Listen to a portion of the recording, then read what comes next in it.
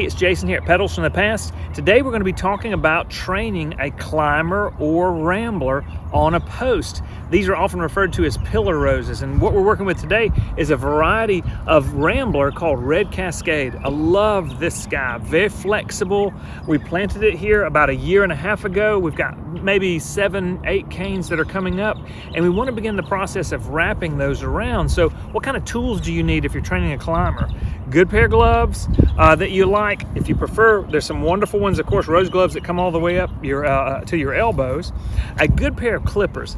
I can never go wrong with my Falcos. I try to make sure I have them on hand at all times.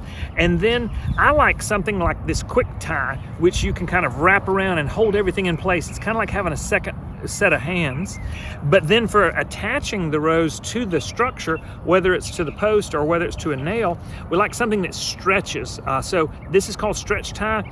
It's easy to find and it works really, really well. We try to avoid wire or anything that's going to girdle the rose. So when you look at this this rose here, you can see where the base of it is planted, and we have coming out from the base 3 really good strong primary canes. And these canes then branch and offer us options for taking up and around. And one of the things that we've learned about climbing roses is that it's always better to bend them. So one thing we've noticed is if you go straight up with that rose, it'll bloom primarily at the top. But if you bend that rose and wrap it around your structure, you're going to get blooms all over at these side branches. So when you're getting ready to address your climber or your rambler, try to identify what are going to be your primary canes, your structural canes that you're going to train, and then your blooms are going to occur from the side branches that come off of those canes. This is a really good example right here. You can see this cane coming out toward Grace here. That's the main cane that we're going to wrap.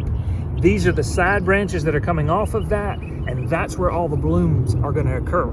So the more horizontal you can get the growth going, the more blooms you're going to get.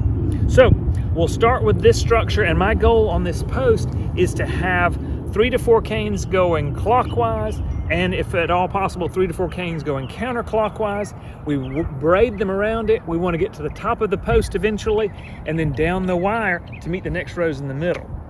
So we'll start with this guy right here.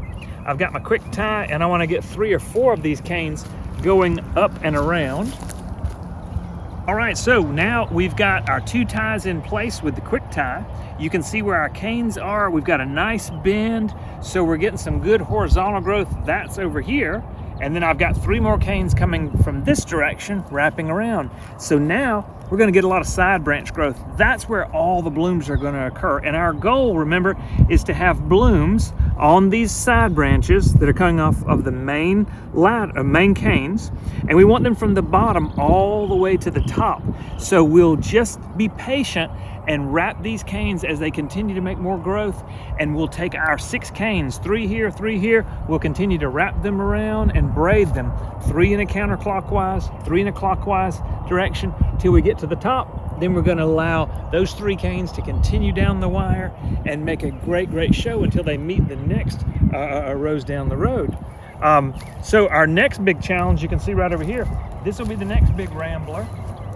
And we'll pull those canes off of the post, get them down here where we can work with them. Very, very flexible rambler in this Peggy Martin, but nice thornless canes. I do love that part when we're working with these guys too.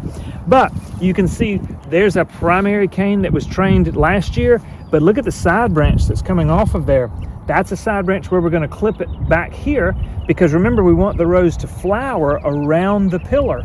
If we leave it all the way out here, it's primarily going to bloom out here, out where we're mowing the lawn. And so Peggy Martin Rambler, that's our next challenge. And then looking back this way, we did our Red Cascade just a moment ago, and then Lavender Lassie, you can see, is already almost up to the top. And I think it's a little easier to see the wire up there that we're shooting for. So we'll wrap those guys around so that we get blooms from the bottom to the top, get to the wire, attach it there, and then we're ready to go. If you've enjoyed this video, I hope it's been very helpful for you.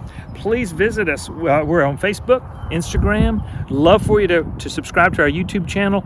Please visit us on our website, petalsfromthepast.com, and we would sure love to see you come here to Jemison, Alabama and visit us here.